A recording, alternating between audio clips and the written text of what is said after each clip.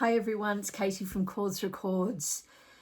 Elton John has released what he considers his best album since the early 70s, the golden era of Tumbleweed Connection and Captain Fantastic and the Brown Dirt Cowboy.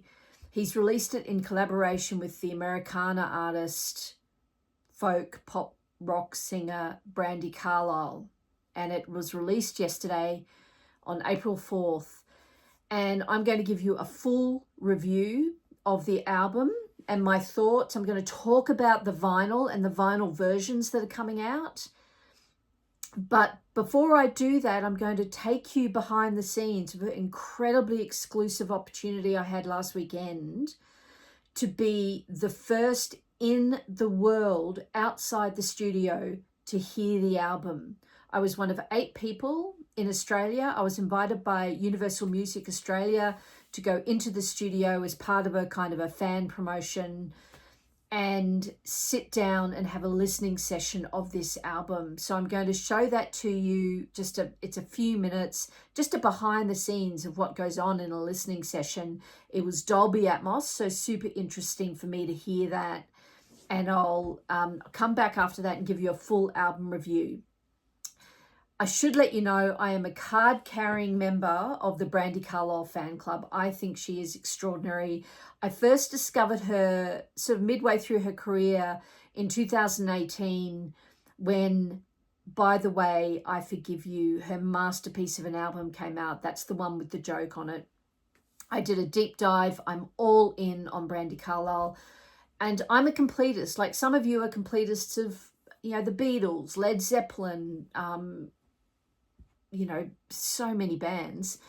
I am a completist of Brandi Carlile, and what that means is I get every version of every album. I get every vinyl version of every guest appearance. I've got dozens and dozens of albums which are all unique in their own way, so various region locations. So I'm all in, just full disclosure. Before I get to the behind the scenes, just a little bit of background about Elton John and Brandi Carlile's relationship. So they first met Give Up the Ghost, a brilliant Brandi Carlile album for many, their most favourite. And this has got a song on it called Caroline, which Elton John featured on after Brandi wrote to him and asked if he would join her. So he plays the piano and provides vocals on the most beautiful song, Caroline, on this album. And then during COVID, Elton did an album called The Lockdown Sessions, where he invited a whole bunch of people remotely to contribute 2 duet tracks with him. And the song that Brandi Carlile contributed with him was Simple Things. And I don't think it's the most successful song. It was their only other collaboration proper collaboration up until that point. And I'm very pleased to say that the new album, Who Believes in Angels, has come about, and it really shows both of them in the absolute best light. Okay, let's look at the behind the scenes, and I'll see you back. Flamboyant, and then he went religious, then he went flamboyant when the money ran out, and then he went religious. The thing about Atmos is that it's very, in a room like this, it's very like where you are will give you the best listening experience. So when you're ready, go for it, guys. Play. This one looks like play.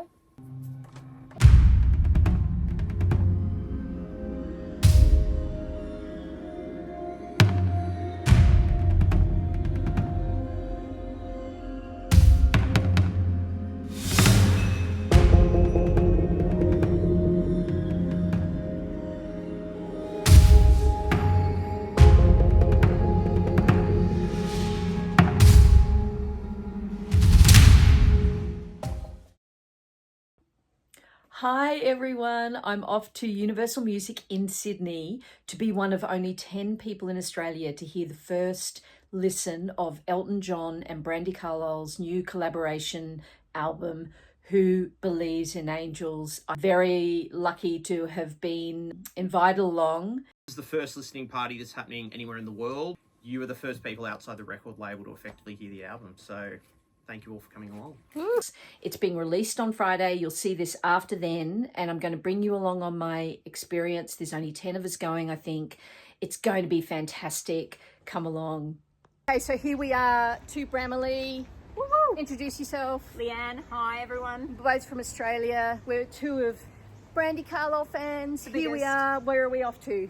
We are off to the early playback Yay! of Who Believes in Angels. We'll see you soon.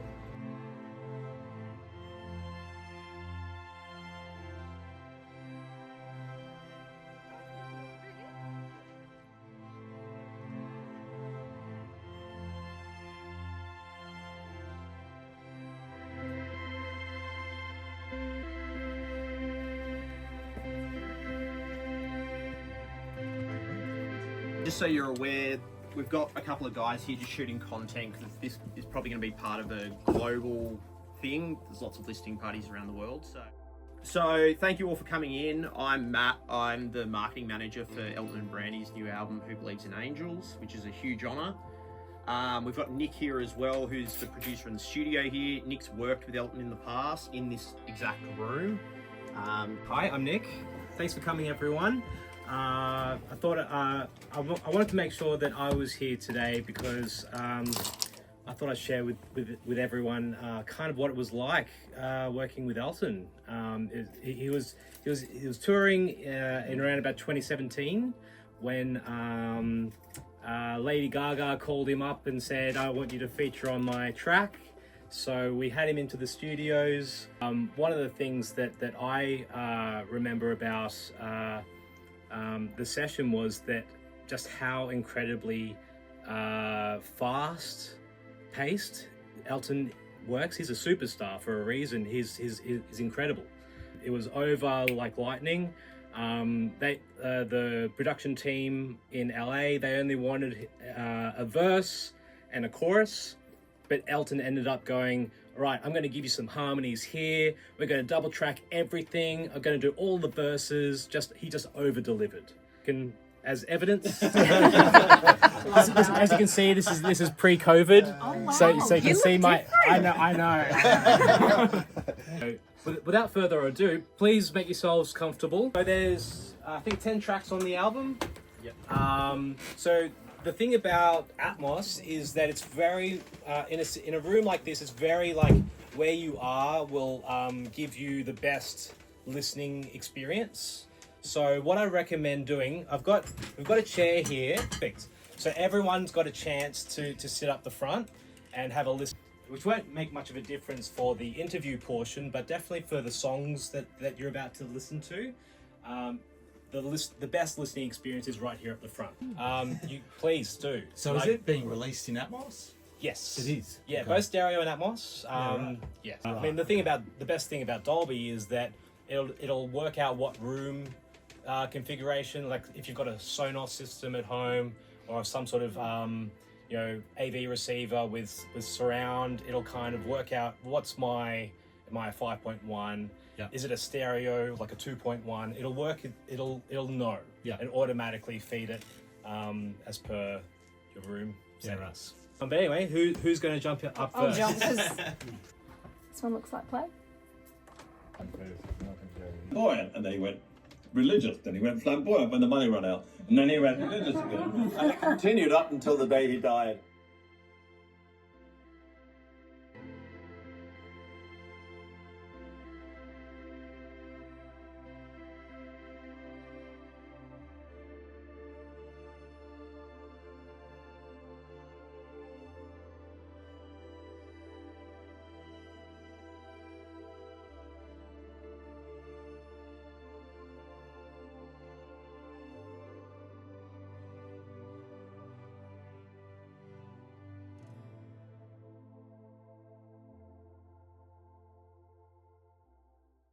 Hi, how you going? Hi, I'm here. What's your name? I'm Nick Rouse. I'm here at Thorpe Street Studios. You're a producer here. I am a producer. You've met Elton.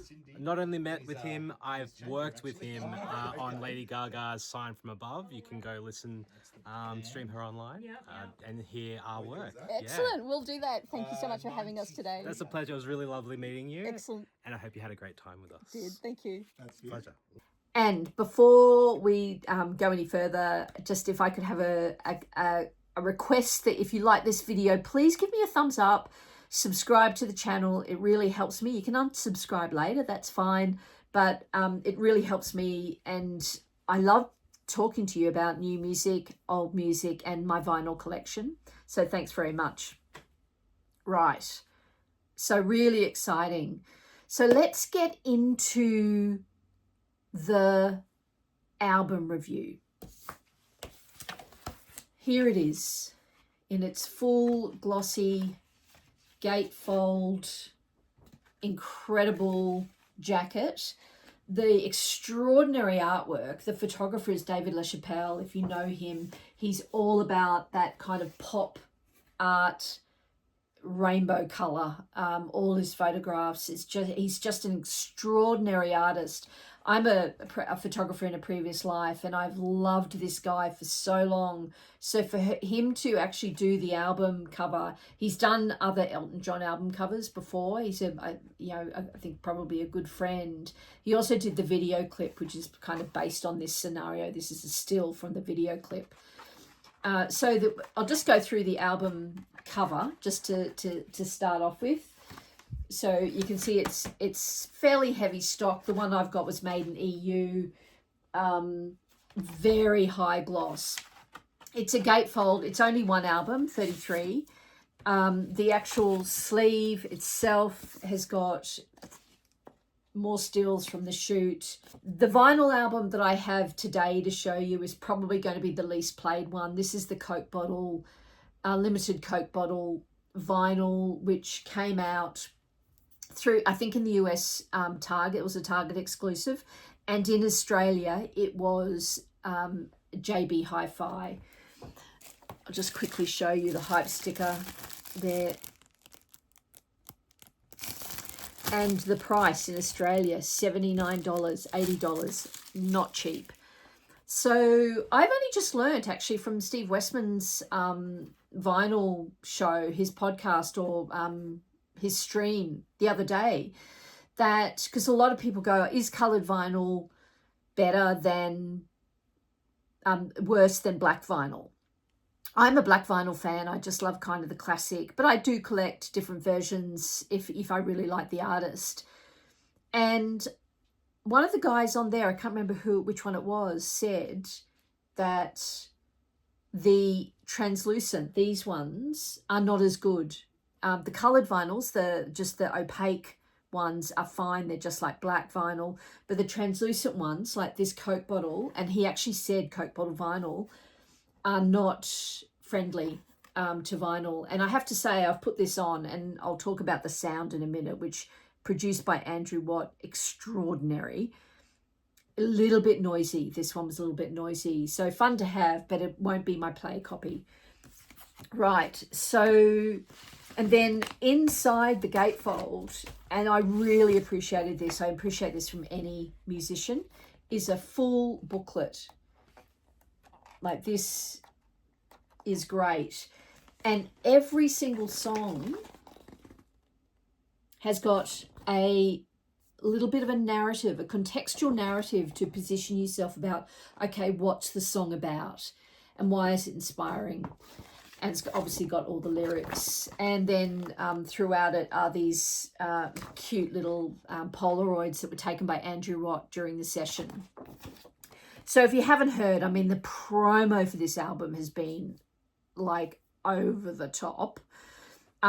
So Brandi and Elton went into the studio in October 2023 over a 3-week period and came out with 14 songs. So it was very fast, and it was really a band of 4, collaborative album. Elton John, Brandi Carlile, Bernie Taupin, and Andrew Watt, the producer. Those 4 are kind of the heart of this album, and they're in there for 3 weeks solid, writing on the fly, writing lyrics on the fly. Elton John was writing his piano on the fly, his music on the fly. They had other musicians as well, which were just extraordinary in and of themselves. So Chad Smith from the Red Hot Chili Peppers, Josh Kinghofer on synths and a whole bunch of multi-instrumentalist music. Pino Palladino, the amazing bass player that's been around forever and has played on a lot of different albums. So it was a cast of just absolute who's who of amazing session musicians, really, but they're famous in and of their own right. And they came out with this album. So overall, the headline is Elton believes this is his best album since Captain Fantastic. He's gone back to just being free. It's rock and roll. His voice is sounding really great. You'd think he was 76 when he recorded this. And then what Brandi brought to it, she's more a Americana folk singer, if you know her, and she does do a little bit of rock. He wanted to push her into the rock realm. They wanted to inspire each other. So they've done just that. And I would agree that it is my favourite Elton music since his 70s work. And I'll tell you why. It opens with the first track, The Rose of Laura Nyro.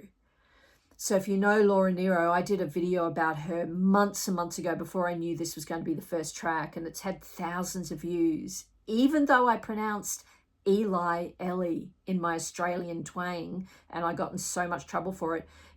I've had such generous comments about that video. Go have a look at it. I'll put it actually in the description. So many people have reached out to me, people that knew her, people that parent photographed her. So many people have reached out to me and said, thank you for shining a light on this artist. She was an iconic 70s, 1968, 69, 70, 71. She put out four or five albums. So this is Laura Nyro's Eli and the 13th Confession, the album. This particular copy of mine is from an incredible box set I purchased last year, and I highly recommend. You can now get a much more extensive CD box set, which is also worth getting. But that is Laura Nyro. And the song Eli's Coming is paid tribute to in the very first track on this album, called The Rose of Laura Nyro. It's a 6.5 minute prog rock, bombastic, synth-fueled masterpiece. You need to hear it on a good stereo. You need to crank it up. Dolby Atmos, if you've got access to it, was next level. The sounds of this, the drums, it's just incredible. Like honestly, I would defy anyone to say that this is not one of the best songs Elton has written in decades. And he weaves through the motif of Eli's Coming, the actual, the song.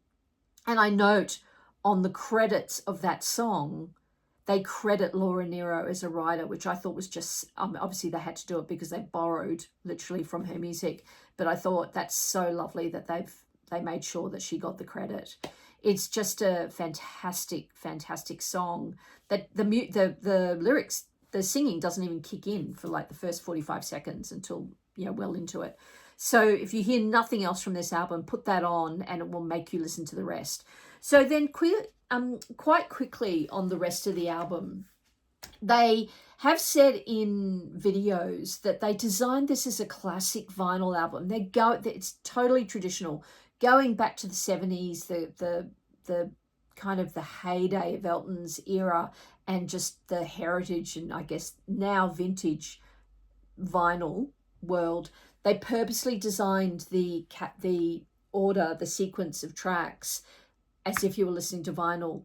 And why that's important is because the last song, You Without Me, is a solo Brandi song. And the last song, When This Old World Is Done With Me, is a solo Elton song. And they're the only two solo songs, and they end side one with one and side two with the other, which I thought was a really lovely touch. So then going through quickly the rest of the songs. First up, you have, this is what we call the trio of gay songs. So bear with me here. I was I did a video a little while ago on queer artists and what I think is some great queer 10 great queer albums. I might link that below as well. And some old guy came at me for saying you can't call women queer, and I'm like, dude, like, words matter, and you can. And I get all really great comments, but you know nothing about that community, so don't pretend to know and talk about it. So I'm going to call this the queer trilogy. So bear with me. The reason is because Laura Nero and Little Richard, the song Little Richard's Bible, were inspired by two amazing artists that both had their foot in the LGBTQ community, and Elton John adored them both. And he has said there are 5 people in his life that he was majorly influenced by, and 2 of them are Laura Nero and Little Richard. I'll let you Google who the other 3 were, just as I won't go into that. But he's now paid tribute to all of them. One of them was Leon Russell. Anyway, so I thought that's a really lovely kind of just, but of course both these artists are in that community. So it seems only fitting that they kick off this album with this rock heavy 3 songs and just fully showing who they are. So the first one, The Rose of Laura Nero, the second one, Little Richard's Bible, and the third one, Swing for the Fences. So the Swing for the Fences is one of the singles that they put out, and it's very much be who you want to be. It's been called a gay anthem by them. It's rollicking. So that's kind of like the opening first 15 minutes. And then you come to Never Too Late, which of course was the title track to Elton John's documentary that he released last year in November about that pivotal period in his life from 1970 to 1975, and really a beautiful song about him, and really looking at how he only looks forward, and he's very much supporting young artists. It's never too late just to keep going. Beautiful song. And then the final solo track by Brandi Carlile. I know Brandi Carlile fans who are called the Bramley will be head over heels in love with this track. It's quintessential Brandi Carlile. But one thing I will say about it is I would love to hear this song is like a Boy Genius song. If you love Boy Genius or Phoebe Bridgers or Lucy Dacus, Julian Baker, this song felt like it could have been written by Boy Genius. And you can hear what the potential of 3 harmonies will be.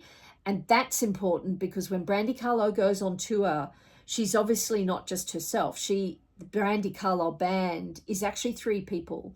Her and the 2 men, Tim and Phil Hansroth, who flank her either side. And they harmonise. They've harmonised for their 25-year career, 30-year career.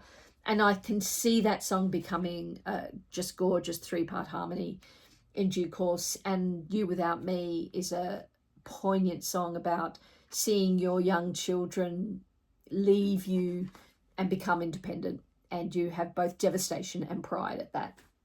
Okay, so we flip the vinyl and we kick off with the title track of the album, Who Believes in Angels.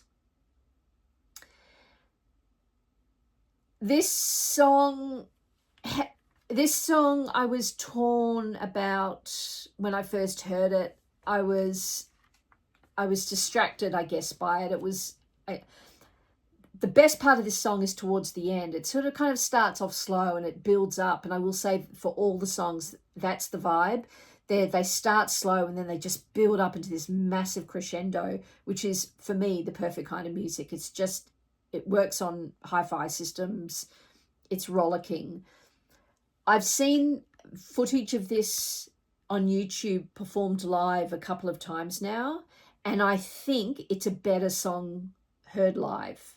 That's my hot take on that.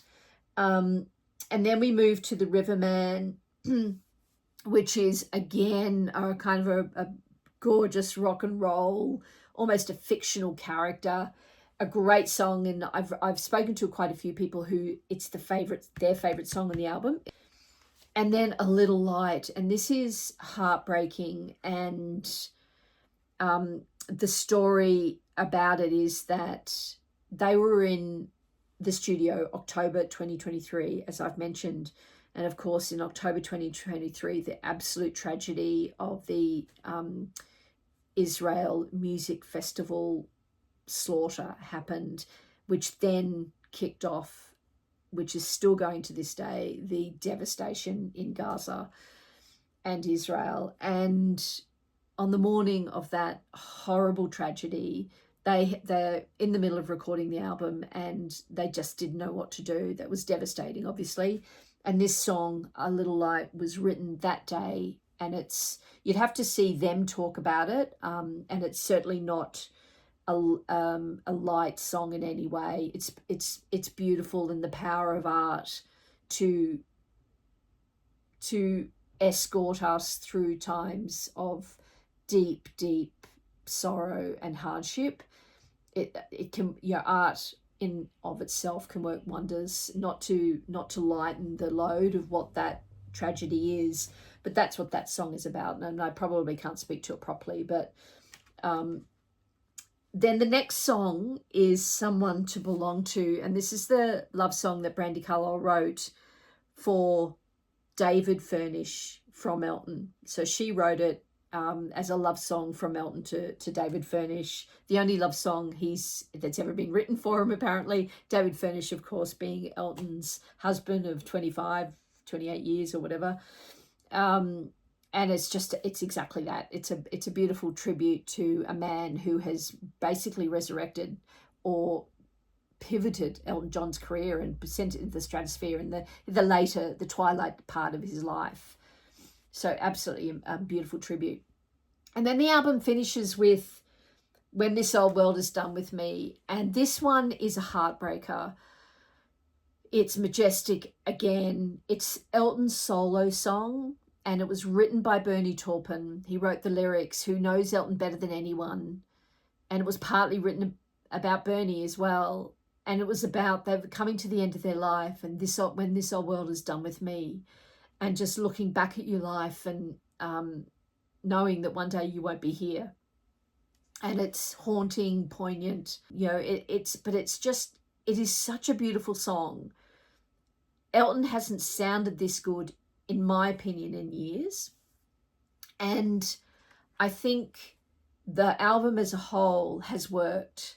It's already received 5-star reviews. We're a day in. It was released 24 hours ago. It's received 5-star reviews in a few newspapers in the UK. No doubt it will get onto the charts in the UK. I don't know how it will do in the US. So now vinyl editions for this, they have gone hard, and I'd say it's Elton driving it. He loves vinyl. He's really trying to give elevate Brandi into the worldwide kind of stratosphere. He wants to introduce her to the world. He thinks the world of her.